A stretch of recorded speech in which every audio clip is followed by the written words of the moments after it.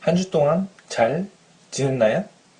전사님이 매주 한 주 동안 잘 지냈나요?를 얘기하더라고요. 그래서 이제 너무 길게 얘기하는 것 같아서 짧게 얘기하려고요. 한 잘. 자, 우리 옆에 친구들이래. 부모님과도 한번 얘기해보세요. 한 잘. 어, 우리 친구들이 요즘 길거리 돌아다니다 보면은 차 위, 그리고 뭐 침대 위 한번 싹 닦아보세요. 아니면은 밖에 딱 10분만 가만히 있다가 얼굴을 싹 닦아보세요. 손에 뭐가 있어요? 꽃가루. 노란색 꽃가루. 장난 아니에요. 꽃가루가 뭐예요? 꽃이나 나무가 자기 자신의 영역을 넓히려고 개체수를 증가시키려고 하는 그 가루를 파박파박파박 날리는 거예요. 그래서 날려서 그게 땅에 심어지면은 물이 오고 그러면은 어떻게 돼요? 나무가 자라나게 되죠. 그래서 이제 영역을 넓혀 나가는 건데 오늘의 말씀에서도 한 사건으로 인해서 말씀이 넓혀 나가는 믿는 사람들의 많아지는 그런 모습을 볼 거예요. 근데 그 전에 지금 막 꽃가루 장난 아니고 뭐 그렇기도 한데 전사님이 TV를 보다가 꽃가루가 조금 다르게 퍼져나가는 것을 EBS에서 한번 봤어요. EBS 다큐에서. 그래서 그 잠깐 부분을 한번 보고 우리가 한번 말씀을 보도록 하겠습니다. 잠깐 보고 올게요.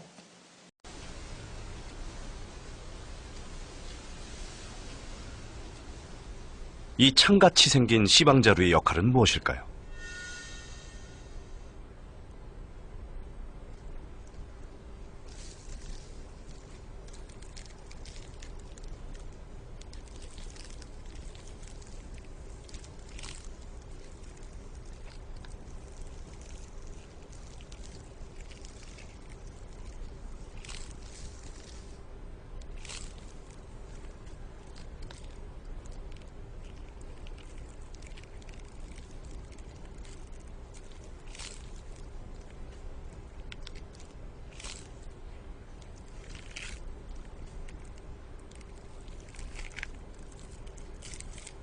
원래는 땅에 떨어져야 하지만 잘못 착지해 풀 위에 떨어진 씨앗.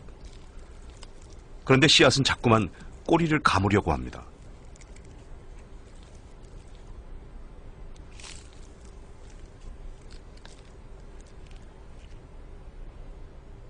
이제 완벽한 형태의 씨앗이 떨어집니다.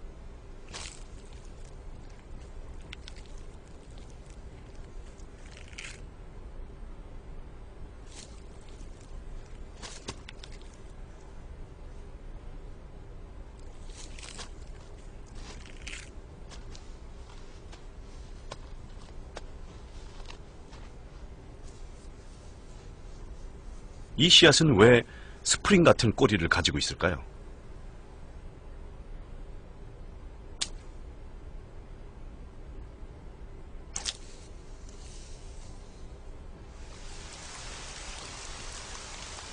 우리는 씨앗을 심을 때 심고 나서 꼭 물을 줍니다. 국화 쥐손이 씨앗은 바로 비가 올 때 펴지기 시작합니다.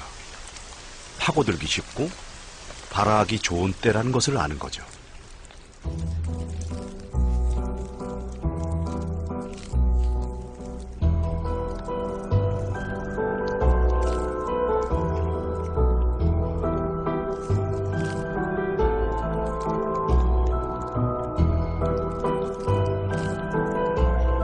씨앗을 심는 최적의 깊이는 씨앗 크기의 1.5배.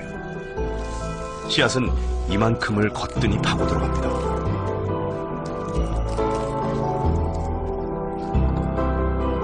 더 놀라운 것은 굴착 각도를 수직으로 만든다는 점입니다. 말리지 않은 꼬리 부분이 그 역할을 하죠.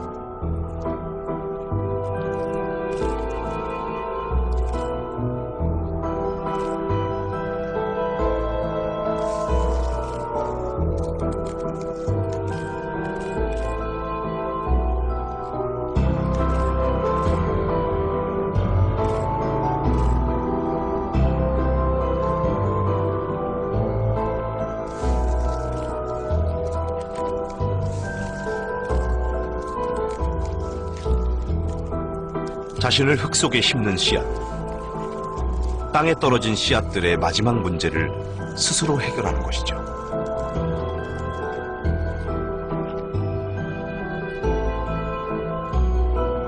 땅에 박히기도 전에 스프링이 다 풀려버려도 상관없습니다. 씨앗은 이런 경우도 예상하고 있죠. 건조해지면 스프링은 다시 감겨 원상태로 돌아옵니다. 그리고 다음 비가 올 때를 기다리는 거죠. 신기하죠? 네. 뭐 꽃가루 정도만 날리는 걸로 우리는 보거나 아니면 조금 특이한 게 뭐가 있을까요? 민들레씨 뭐 바람에 후 퍼져나가는 거. 뭐 그런 형태만 봤는데 또 다른 모습으로도 씨가 퍼질 수 있는 거 재밌는 것 같아요. 이렇게 나무가 영역을 자꾸 넓혀나가는 거.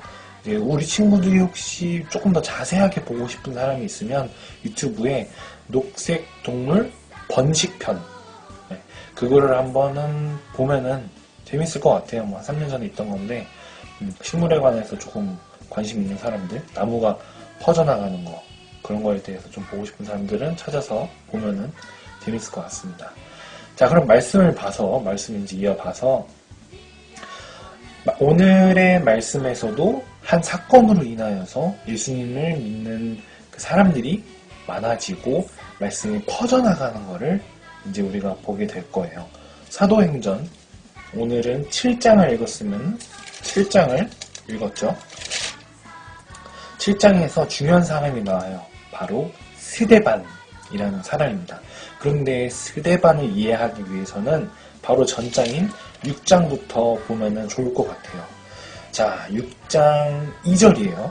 자, 성경책을 놓고 같이 보겠습니다. 여기서 6장 2절에 12사도가 조금 일이 버거웠나 봐요.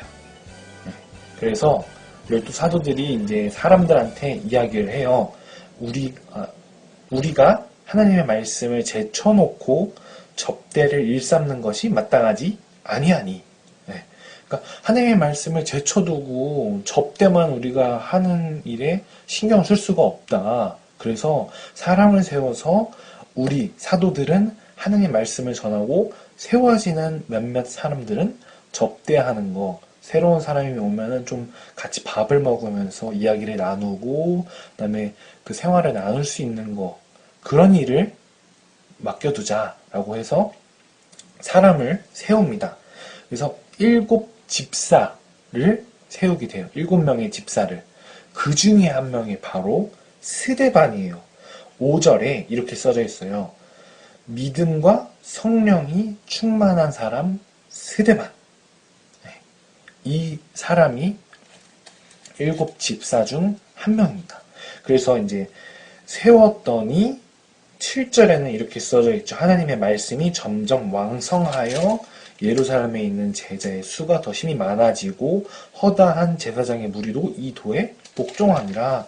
그래서 이제 7명의 집사들 접대하는 일을 맡기는 걸 그 사람을 세웠더니 어떻게 돼요? 말씀이 왕성해졌다라고 성경책에서는 기록하고 있습니다. 그래서 사도들은 이제 하나님의 말씀을 가르치는 것에 대해서 집중할 수 있게 되고 또 그 외에 다른 일들은 7명의 집사들이 나눠서 하게 되는 거죠. 그런데 8절에 스데반이 잡히게 돼요. 스데반이 왜 잡히게 되냐면은 8절에 뭐라고 써져 있냐면 스데반이 은혜와 권능이 충만하여 큰 기사와 표적을 민간에 행하니. 그러니까 스데반이 선한 일을 하고 있었나 봐요. 스데반이 표적을 민간에 행하였다고 써져 있습니다. 그래서 선한 일들을 하고 있던 걸로 성경에서 묘사를 하고 있어요. 좋아요. 좋은 것 같아요. 그런데 스데반이 그렇게 민간에게 좋은 선한 일들, 예수님께서 가르쳐주신 그 사랑을 전하고 있는데 9절 마지막쯤에 보면은 이렇게 써져 있어요. 어떤 자들이 스데반과 더불어 논쟁할세. 조금 말씀에 대하여서 심각하게 이야기를 하고 있던 것 같아요. 그런데 스데반이 지혜와 성령으로 말함을 그들이 능히 당하지 못하여. 그러니까 스데반이 말을 하는데 이 사람들이 받아치지 못하고 있던 거예요. 그래서 이 사람들이 스데반하고 논쟁한 이 사람들이 다른 사람을 매수했다라고 서론책에 써져 있습니다. 볼게요. 11절이에요. 사람들을 매수하여 말하게 하되, 그러니까 돈을 주고 이렇게 말해라고 시킨 거예요. 어떻게 시켰냐면은 이 사람이, 그러니까 스데반이 모세와 하나님을 모독하는 말을 하는 것을 우리가 들었노라 하게 하고, 그러니까 이 사람이 스데반이 모세와 하나님을 모독하는 말을 하고 있다. 그렇게 다른 사람들에게 계속 얘기해 라고 돈을 주고 시켰다라는 거예요. 근데 이게 심각한 문제죠. 왜냐면은 예수님도 신성 모독을 했냐 안 했냐로 계속 시비가 왔었고, 그 다음에 심지어는 그 이유 때문에 십자가에 매달리게 되었으니까요. 그러니까 스데반도 계속 이렇게 사람들한테 비난과 그리고 안 좋은 일들을 자꾸 겪게 된 거였어요. 이렇게 다른 사람들이 매수를 당하고 그 다음에 또 이 사람들이 증인이 되어버려가지고 결국에는 스데반은 억울한 누명을 씌운 채 공회라는 말을 우리가 계속 듣게 되는데, 유대인들의 지도자, 종교적 지도자, 제사장들, 그리고 장로들 앞에 서게 되어 있어요. 그래서 그 사람들이 물어본 거죠. 스데반, 너 정말 신성모독을 했어? 안 했어? 했다 그러면 어떻게 될까요? 안 좋은 상황이 겪어지게 되는 거죠. 그래서 이제 어쨌든 스데반이 공회 앞에 쓰게 된 거예요. 그리고 7장에 스데반이 공회 앞에서 어떤 말을 하고 있는지 보게 되는 겁니다. 근데 이게 또 엄청나게 스데반이 말을 잘하게 돼요. 한번 같이 보도록 하겠습니다. 자, 이제부터 우리 친구들이 성경책을 보면서 잘 따라왔으면 좋겠어요. 스데반이 공회 앞에서 이야기를 하게 되는 거예요. 자, 왜 공회 앞에 쓰게 됐죠? 모세의 규례를, 모세의 율법을 너가 파괴하려 그래? 신성모독 했어? 이거에 대해서 지금 논쟁이 있는 거거든요. 그거에 대해서 스데반이 이제 반박을 하는 거예요. 잘 따라와요. 7장 2절입니다. 거기 보시면 우리 조상 아브라함 보이시나요? 스데반이 이야기를 하는데 저 족보 거의 끝에 쪽에 거의 시작점이라고도 할 수 있는 아브라함부터 이야기를 하는 거예요. 아브라함이 하란에 있기 전 메소보담, 그러니까 아브라함이 처음 이야기를 하는 거고, 그 다음에 또 8절에 야곱이 우리 12조상을 낳으니라. 8절 거의 끝에 보이시나요? 야곱도 이야기하고, 그 다음에 9절 거의 초반에 요셉을 시기하여 요셉 이야기도 하고요. 그 다음에 14절에 야곱과 온 친족 75사람, 이거는 출애굽기 1장 5절의 내용이에요. 그래서 출애굽 하려고 하는 그 시작도 스데반이 이야기하는 거예요. 엄청 많이 이야기를 하고 있어요. 지금 완전 똑똑해요. 그 다음에 20절에 또 한번 쭉 눈으로 내려가 보네요. 그때 모세가 났는데, 이제는 출애굽의 완전 그 포인트라고 할 수 있죠. 모세 이야기도 하려고 하나 보네요. 모세 이야기도 하고, 그 다음에는 30절에 천사가 시내산 광야 가시나무 떨기 불꽃 가운데서, 이거 뭔지 알죠?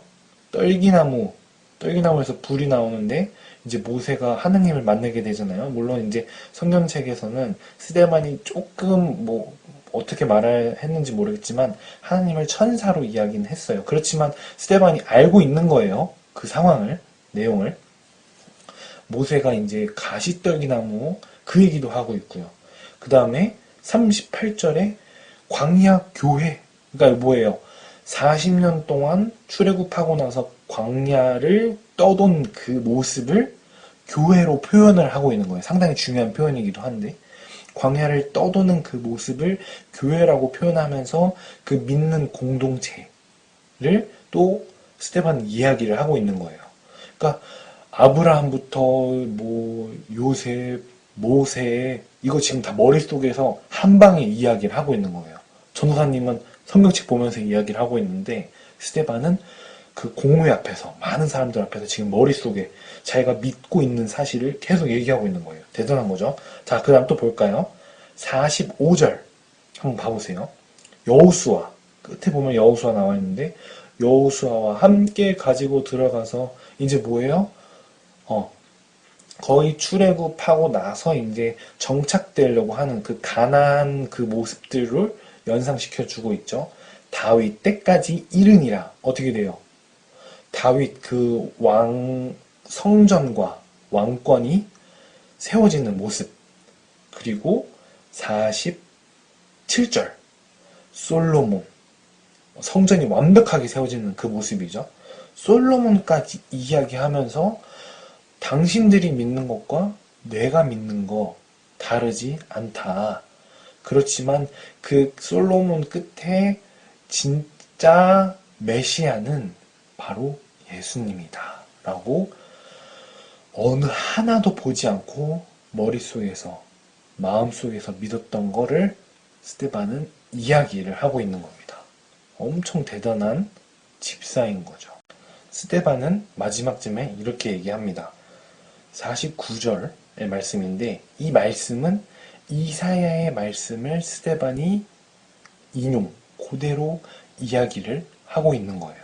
자, 보면은 주께서 이르시되 하늘은 나의 보좌요 땅은 나의 발등상이니. 이게 무슨 말이냐면은 자, 한번 머릿속에 상상을 해보면 좋을 것 같아요. 하늘은 나의 보좌, 하늘은 하나님의 의자, 땅은 발등상, 발을 대는 곳.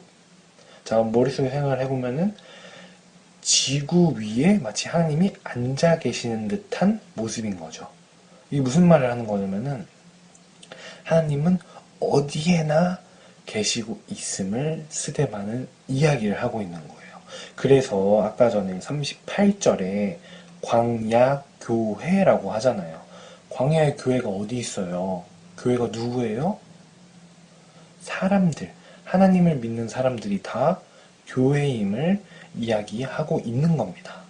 하나님은 어디에 계시니까, 어디에나 계시니까, 어디에서나 하나님을 믿고 예수님을 믿고 있으면 그곳이 교회이고 그곳이 성전이다 라고 이야기를 하고 있는 거죠. 이 가르침은 어디에서 나온 거예요? 예수님의 가르침에 대해서 얘기를 하고 있는 거예요.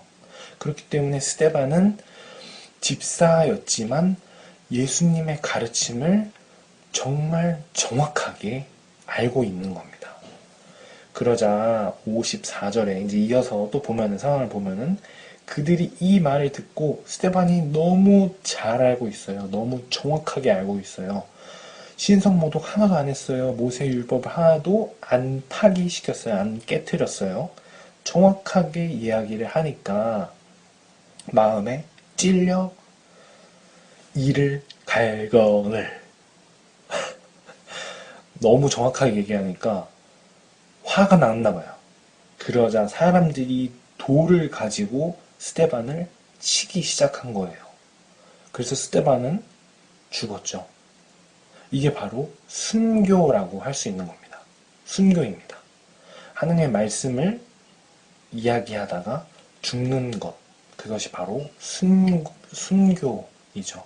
그렇기 때문에 이 사건이 상당히 중요한 것을 보여주고 있어요. 그런데 더 중요한 이유는, 더 놀라운 이유는 뭐냐면은 8장 1절에 이렇게 얘기해요. 사울은 그가 죽임 당함을 마땅히 여기더라. 당연한 거야. 스데반 잘 죽었어. 이제 사울을 이야기하면서 사울이 바울로 바뀌어지는 모습을 보여주려고 하고 있어요. 사울을 소개하죠. 그리고 나서 1절과 2절과 3절에는 이렇게 써져 있어요. 예루살렘에 있는 교회가 큰 박해가 있어 사도 외에는 다 유대와 사마리아 모든 땅으로 흩어지니라. 스데반의 순교 사건으로 인해서 하나님의 말씀을 믿는 사람들, 예수님을 믿는 사람들이 퍼져나가게 되는 거죠. 마치 우리가 사도행전 맨 처음에 읽었던 것처럼 땅 끝까지 이르러 증인이 된다. 그것을 이제 시작하는 시점이 됐던 게 바로 스데반의 순교입니다. 나무가 처음에 씨를 팡 퍼뜨렸어요. 그런 것처럼 스데반의 순교로 인하여서 말씀이 퍼져나가 우리에게까지 오게 된 것입니다. 우리가 처음에 봤어요. 나무에서 씨앗이 나와서 그 씨앗이 다시 땅에 들어가고 또 나무가 되어 다시 씨앗을 퍼뜨리는 모습을요. 그렇게 해서 나무의 영역이 점차 넓혀졌죠. 이렇게 똑같이 말씀도 자라나서 다른 사람들에게 전하여지고 또 그 말씀이 신앙이 곧게 서서 자라나서 다른 사람들에게 전해질 수 있게 되는 거죠. 근데 그 이유가 뭐일까요? 그 복음이라는 것이 씨앗처럼 진짜 생명이 있기 때문입니다. 생명이 없어봐요. 나무에 생명이 없어봐요. 씨앗에 생명이 없어봐요. 나무의 영역은 퍼지지 않아요. 복음도 똑같은 겁니다. 복음이 가짜였었어봐요. 하나님의 사랑이 가짜였었어봐요. 예수님의 사랑이 가짜였었어봐요. 예수님의 부활이 가짜였어봐요.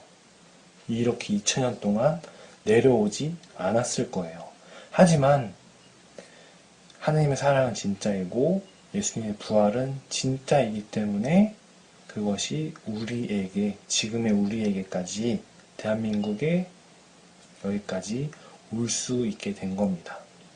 우리 여러분에게도 그 말씀의 씨앗이 심어지고 자라나서 다른 사람에게 씨앗을, 복음의 씨앗을 퍼뜨리는 것을 경험하면 너무 좋을 것 같아요.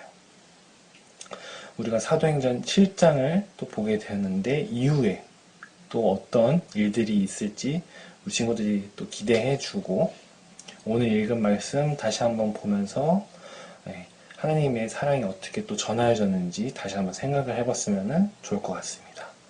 끝으로 기도하고 마무리하도록 하겠습니다. 기도하겠습니다.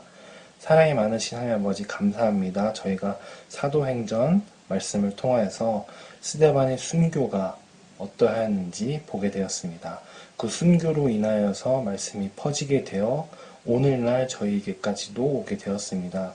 이렇게 많은 사람들의 희생이 있었던 것 저희들이 기억할 수 있게끔 하여 주시고 저희들도 시간을 내어 하나님 아버지의 말씀을 듣고 배움으로써 다른 사람에게도 전하여질 수 있는 상황이 올 수 있게끔 주님께서 잘 인도하여 주시고 오늘도 저희와 함께한 가족들과도 그 하나님 아버지의 무한한 사랑이 있기를 간절히 원하고 바라며 모든 선생님들과 부모님 위에도 하나님의 그 무한한 사랑이 있기를 간절히 원하옵나이다. 모든 일과 날에 주님의 사랑이 있기를 간절히 원하오며 살아계신 예수님의 이름으로 기도드립니다. 아멘.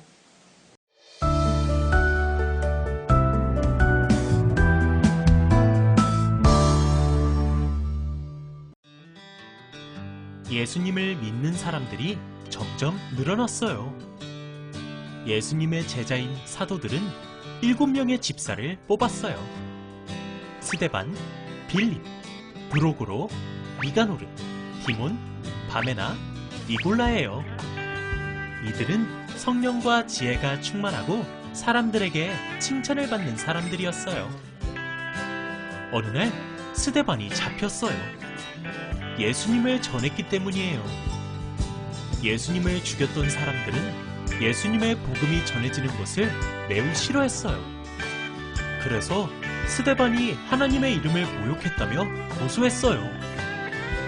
결국 스데반은 그들이 던진 돌에 맞아 죽게 되었어요. 예수님을 죽였던 사람들은 베드로와 요한도 괴롭혔어요. 스데반도 죽였지요. 하지만 복음은 끊어지지 않았어요. 복음에는 힘이 있기 때문이에요. 그 복음이 오늘 우리에게도 전해졌어요.